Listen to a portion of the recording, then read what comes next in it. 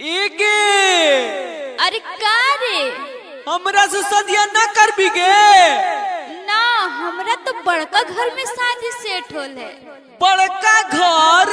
जो ई बड़के घर में यास के शराब हो कि लंगड़ा लूल्हा मिलता जो ना दूसर हम छौड़ी पिया लूल्हा मिलता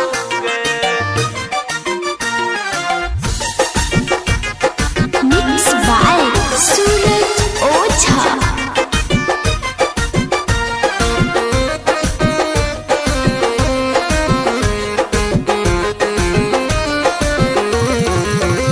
हमारा छोड़नी के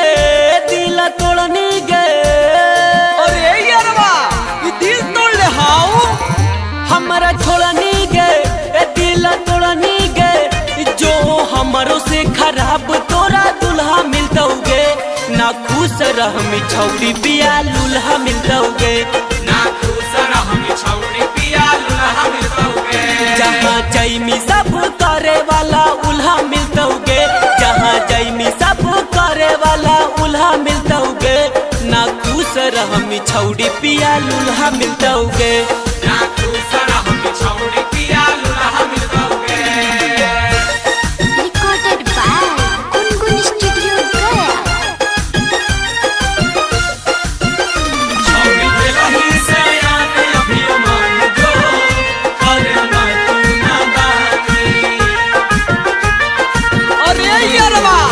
चल हम तोरा दोसर से सेटिंग करावहियो तोरा हलिया चाहेता हम अरे लगलौ ना तोरा शरम हमारा के भुला देहनी तोरो फूट जाइतौगे करम एकदम चुन के बात बोला है भैया तोरे हलिया चाहेता हम और लगलौ ना तनिको शरम हमारा के भुला देहनी तोरो फूट जाइतौगे करम कोई चाहतौ ना शादी लहतौ ना अरे जो बड़ा बोले वाला इन्हीं है। कोई चाहतौ ना शादी लहतौ ना दिन रात खाली फूके लागी चूल्हा मिलतौगे ना खुश रहमी छौड़ी पिया लूल्हा मिलतौगे ना खुश रहमी छौड़ी पिया लूल्हा मिलतौगे जहाँ जैमी सब करे वाला उल्हा मिलतौगे जहाँ जैमी सब करे वाला उल्हा मिलतौगे ना खुश रहमी छौड़ी पिया लूल्हा मिलतौगे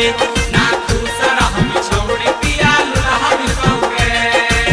presented by Bulbul music one.